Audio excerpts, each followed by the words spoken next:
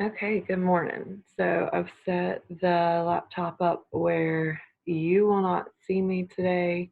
You will only hear me and follow along um, with the uh, book. Okay, so we at this point have started um, r- just really breaking the ice. We've talked about your personal bank accounts. You should be keeping a sheet in your workbook or your notebook or wherever every day that either adds or takes away from your personal bank account. Um, and remember, I supplied you with that sheet. Actually, let's go ahead. Um, I supplied you with that sheet last week, uh, and it's just called your personal bank account sheet, and it allows you to keep track of the things you're doing. Also, somewhere else in your notebook, I hope that you are taking notes. If you have a workbook, then you have notes pages um, and keeping track of the little baby steps that we're doing because those are always homework when you have them and you only have them every couple of days and they're relatively easy. Um, they just make you a better person. Okay, so the real cusp of this particular lesson um, and where the writing and all that sort of thing will come in is what's happening now. So we're going to begin actually just reading the text, the 7 habits, and really delving in. But as we're reading, you are going to be independently working on a project. Um, I gave you a list of the 7 habits the very first couple of days, and I told you to be thinking about which habit you might be most interested in.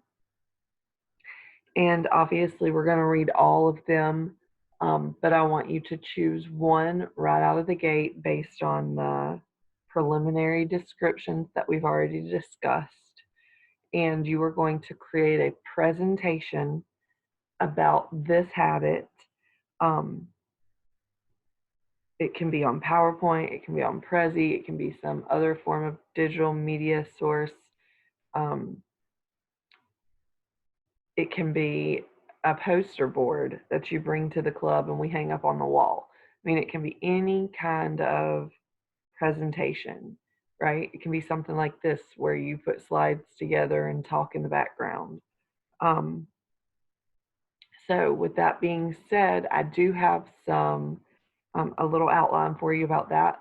You're also going to write a reflection once we're finished with the book totally, and you'll submit your reflection and your presentation together.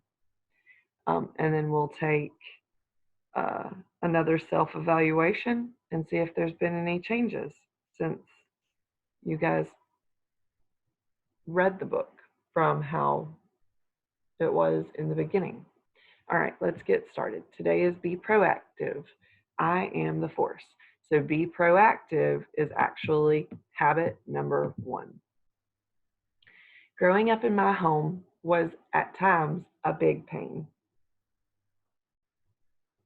Why? Because my dad always made me take responsibility for everything in my life. Whenever I said something like, Dad, my girlfriend makes me so mad, without fail, Dad would come back with, now, come on, Sean, no one can make you mad unless you let them. It's your choice. You choose to be mad. Or if I said, my new biology teacher is the worst, I'm never going to learn a thing, Dad would say, why don't you go to your teacher and give him some suggestions? Change teachers. Find a tutor if you have to. If you don't learn biology, Sean, it's your own fault, not your teacher's. People are just about as happy as they make up their mind to be. Abraham Lincoln, U.S. President. That is the truth. Okay, he never let me off the hook. He was always challenging me. making sure that I never blamed someone else for the way I acted. Luckily, my mom let me blame other people and things for my problems, or I might have turned out psycho.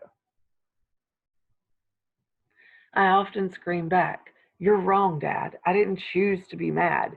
She made me mad. Just get off my back and leave me alone." You see, Dad's idea that you are responsible for your life was hard medicine for me to swallow as a teenager. But with hindsight, I see the wisdom in what he was doing. He wanted me to learn that there are two types of people in the world: the proactive and the reactive. Those who take responsibility for their lives and those who blame. Those who make it happen and those who get happened to. Habit one, be proactive, is the key to unblocking all the other habits, and that's why it comes first. Habit one says, I am the force. I am the captain of my life. I can choose my attitude. I'm responsible for my own happiness or unhappiness. I'm in the driver's seat of my destiny, not just a passenger. Being proactive is the first step toward achieving the private victory. Can you imagine doing algebra before learning addition and subtraction? Not going to happen. The same goes for the 7 habits. You can't do habits 2, 3, 4, 5, and 7, 6, and 7 before doing habit 1. That's because until you feel you're in charge of your own life, nothing else is really possible. Now, is it? Proactive or reactive? The choice is yours. Each day, you and I get about 100 chances to choose whether to be proactive or reactive. In any given day, the weather is bad. You get a mean text. You can't find a job. Your sister steals your hoodie. You lose an election at school. Your friend talks behind your back. Someone graffitis your locker. Your parents don't let you take the car for no reason. You get a parking ticket and you flunk a test. So, what are you going to do about it? Are you in the habit of reacting to these kinds of everyday things? Or are you proactive? The choice is yours. It really is. You don't have to respond the way everyone else does or the way people think you should. How many times have you been driving down the road when suddenly somebody cuts in front of you, making you hit the brakes? What do? Scream at them, swear, flip them the bird, let it ruin your day? Or do you just let it go, laugh about it, move on? The choice is yours. Oh, that's a great illustration. Okay, so here we go. Reactive, Coca-Cola exploding everywhere, and proactive, water being poured into a glass. I love it. Great illustration. Reactive people make choices based on impulse. They're like a can of soda. When life shakes them up a bit, the pressure builds and they suddenly explode. Hey, you stupid jerk, get out of my lane. Proactive people make choices based on values. They think before they act. They recognize they couldn't control everything that happens to them, but they can control what they do about it. Unlike reactive people who are full of carbonation, proactive people are like water. Shake them up all you want, take off the lid, and nothing. No fizzing, no bubbling, no pressure. They stay calm, cool, and in control. I'm not going to let that guy get me upset and ruin my day. The best way to understand the proactive mindset is to compare proactive and reactive responses to situations that happen all the time. Scene one. You see, you see pictures on Facebook of your best friend at a party the night she said she was too busy to hang out with you. She doesn't know you saw the photos. Just 5 minutes ago, this same friend was sweet talking you right to your face. you feel hurt and betrayed. Reactive choice, chew her out, shove past her as you storm off, go into a deep depression because you feel so bad about her leaving you out, decide that she's a two faced liar and give her the silent treatment, go out of your way to exclude her. After all, she did it to you. The proactive choices, forgive her and give her a second chance. Confront her and share how you feel that she lied to you.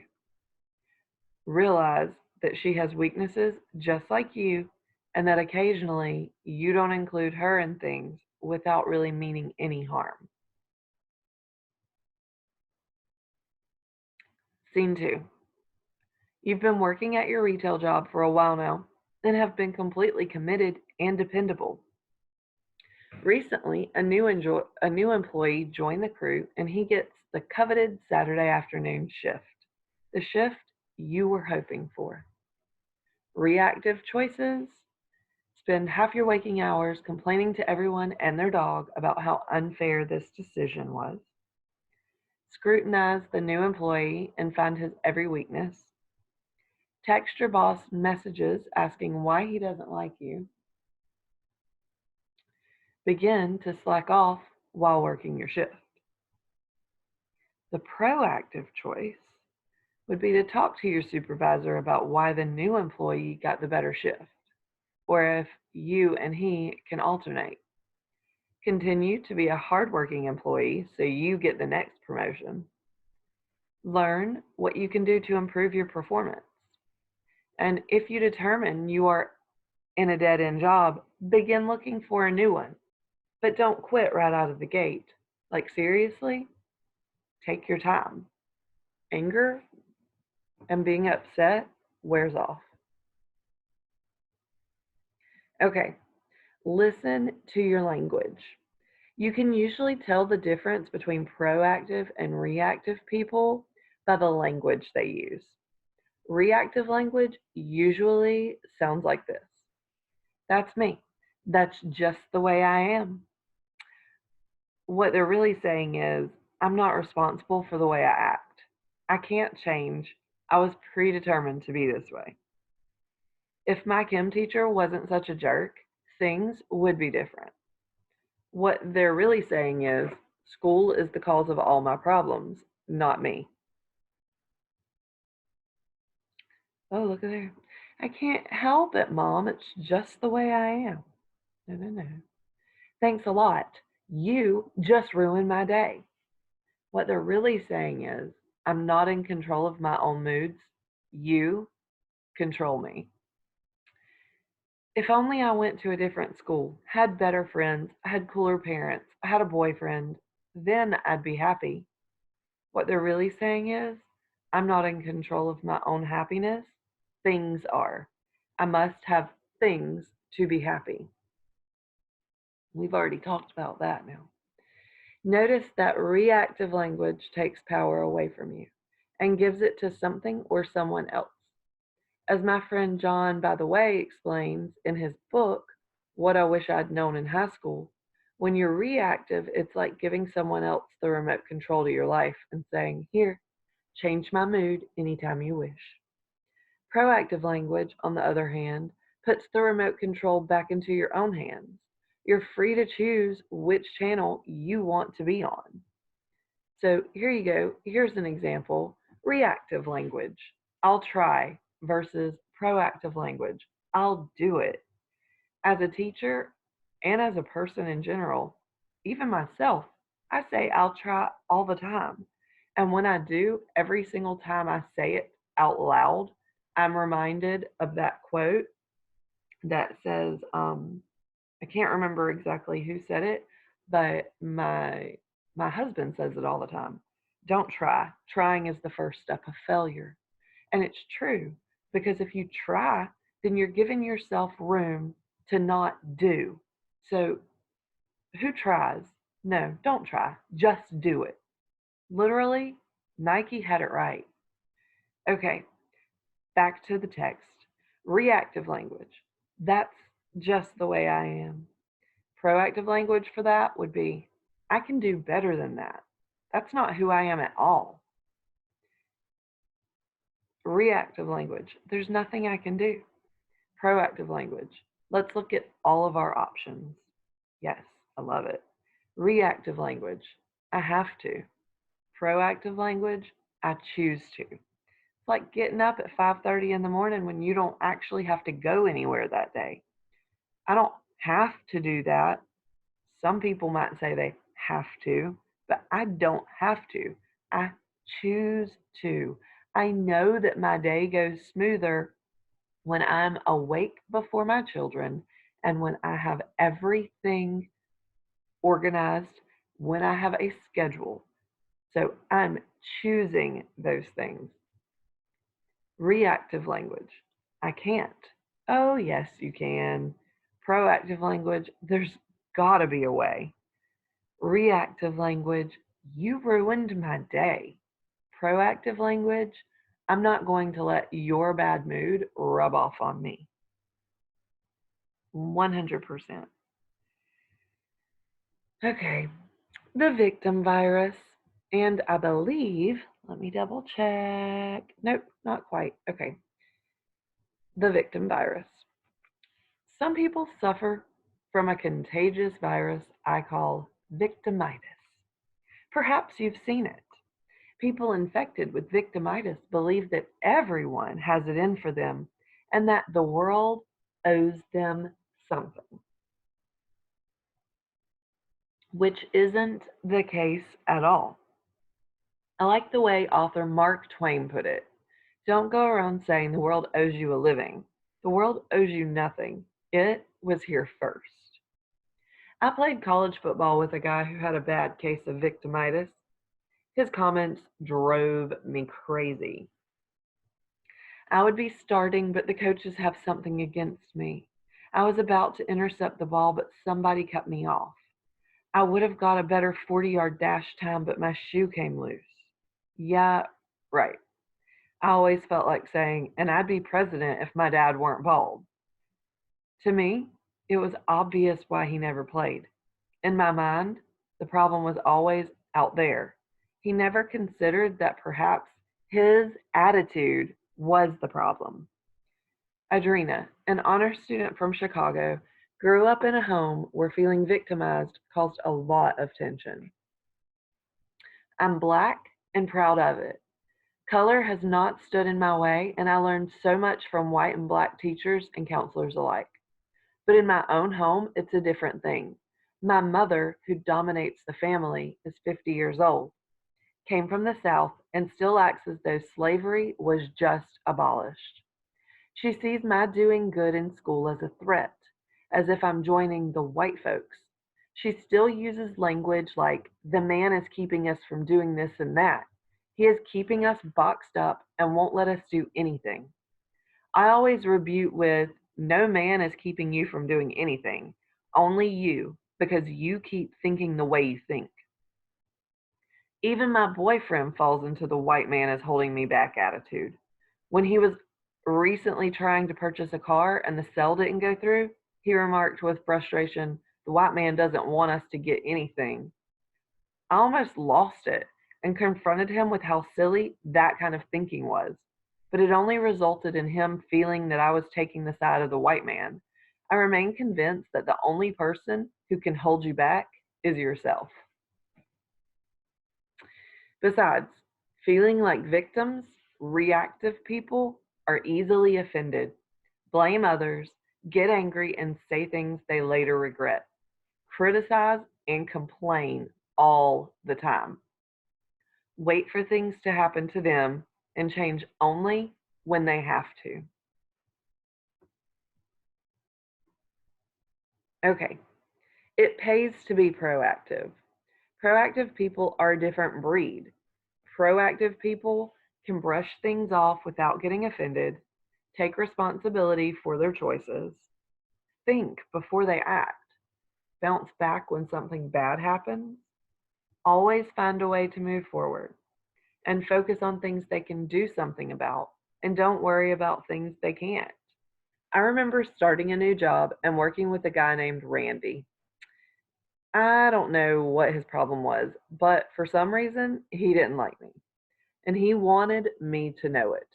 He'd say rude things to me daily. I mean, like all the time.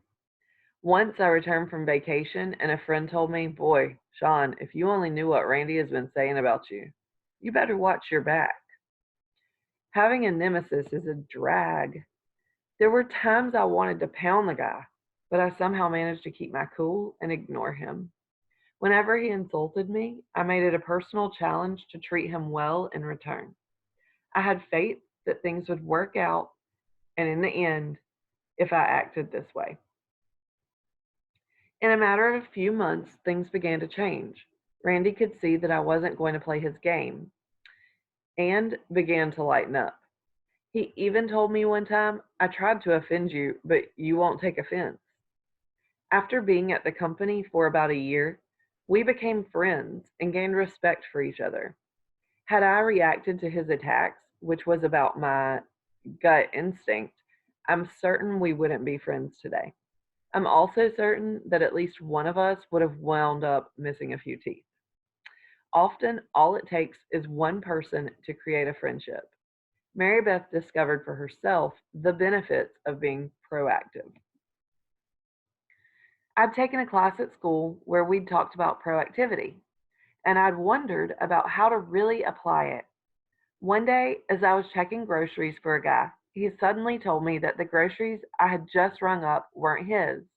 My first reaction was to say, "You idiot," then put the bar down between the other customer's groceries. "Why didn't you stop me sooner?" So I have to delete it all and call to get the changes approved by a supervisor while he just stands there and thinks it's funny. Meanwhile, the air is rising and I'm getting real irritated.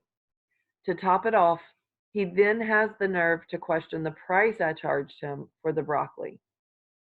Be proactive. To my horror, I discovered that he was right. I'd put the wrong code numbers in the register for the broccoli. Now I was extra irritated and so tempted to lash out at him to cover my own mistake. But then this idea popped into my mind: be proactive. So I said, "You're right, sir. It's completely my fault. I'll correct the pricing. It'll just take a couple of seconds." I also remembered that being proactive doesn't mean you're a doormat. So I reminded him nicely that to avoid this kind of thing in the future, he would need to always put the bar down that separates orders. It felt so good. I had apologized, but I had also said what I wanted to say. It was such a simple little thing, but it gave me such inner conversion and confidence in this habit. At this point, you're probably ready to shoot me and say, "No, come on, Sean. It's not that easy." I won't argue with you. Being reactive is way, way easier. It's easy to lose your cool. That doesn't take any control. And it's easy to whine and complain. Without question, though, being proactive is the higher road and one that will take you much farther in the not so long run. But remember, you don't have to be perfect. In reality, you and I aren't either completely proactive or reactive, but probably somewhere in between. The key then is to get in the habit of being proactive so you can run an auto on auto excuse me, so you can run on autopilot and not even have to think about it. If you're choosing to be proactive 20 out of 100 times on average each day, try doing it 30 out of 100 times, then 40. Never underestimate the huge difference small changes can make. Okay, so we're going to stop right there today. And I want to say that think about how hard it is to change yourself. Why do we ever in a million years think that we can change others? It makes no sense to me. So, with that being said, start here. Start today with that little exercise that Sean gives you in that final paragraph that we just read. Anytime you get the urge to be reactive today, stop yourself.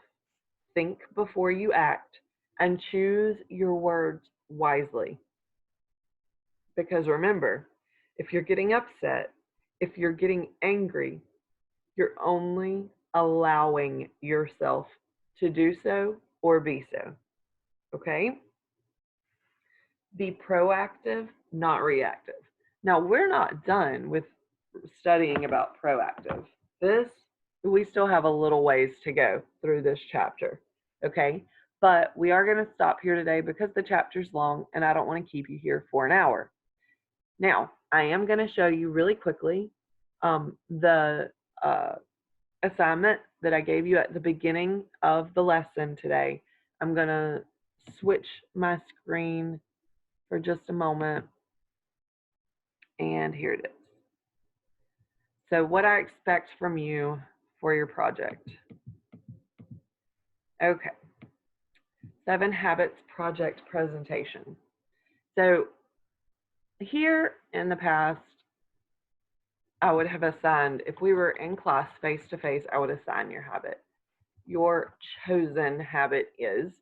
So once we get in further, and as we're studying, and now you should already know which habit you want. So you'll put down here what your chosen habit is. And then now it's your turn. You will create a presentation that explains the habit. Your presentation should address the following topics specifically. Explain or define the habit. Why is this habit important? How will it benefit you? Provide 3 examples of positive deposits in your personal bank account. Include an illustration picture that is relevant to the habit, kind of like how Sean does throughout the book, okay? Like the, for proactive versus reactive, the Coca-Cola and the water, that was a great illustration. That was relevant to the habit. And then you're going to present 2 real-life people who model this habit. Explain how they model the habit and what effect that has. So that can be someone that you know or someone that you meet through research. There's lots and lots and lots of people on the internet that you can find on YouTube and then research them. Tony Robbins, Les Brown, Mel Robbins, Marissa Peer, lots of people, okay, that model these habits. Your presentation can be created in PowerPoint or Prezi or another format approved by the teacher. Okay, so that's it for today. I hope you've enjoyed the first layer of learning to be proactive. Dude, it's a hard pill to swallow. And once you actually become aware of your thoughts and you realize, oh my gosh, I am 100% a reactive person. Like, I don't stop and think. And I let people get the best of me, or I let things get the best of me. Once you realize that, it can be significantly humbling. And we don't always want to admit when something makes us feel humble. Another good word for humble is vulnerable, or like what we were doing wasn't right. Okay. But if it makes you feel like it's not right, then it probably needs to be changed. And this is where you start. Anywho, hope you guys have enjoyed today's lesson and go on now and create yourself a wonderful day.